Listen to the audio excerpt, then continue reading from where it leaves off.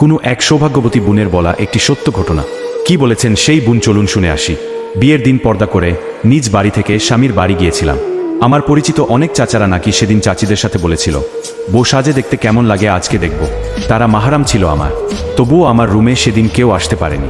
আমার ছোট ভাইটাও বোধহয় সেদিন আমার বউ সাজটা দেখতে পারেনি ভালো করে। কয়েকজন পুরুষ বোধহয় এসেছিল আমাকে দেখার জন্য। আমি নাছোড়বান্দা সেদিকে ফিরিনি। ঘর থেকে বেরিয়েছিলাম, সেই সময় সবাই অবাক, কারণ আমাদের সমাজে বউ মানে লাল টুকটুকে শাড়ি পরা, চোখে ঠোঁটে রং মাখা রাঙা বউ। অথচ আমি তার ভিন্ন। লাল শাড়ির বদলে আমার গায়ে কালো বোরকা, মুখে কৃত্রিম রঙের বদলে কালো নেকাব।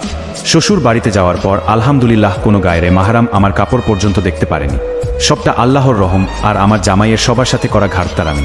আমার বিয়ের বয়স 1 বছর, এখনও আমার কাপড় ছাদে পর্যন্ত শুকাতে দেয়নি। আমার রুমেই রশি টানিয়ে দিয়েছে। তার কথা হলো, যা আমার তা সবটাই আমার কেউ এক বিন্দু দেখতে পারবে না।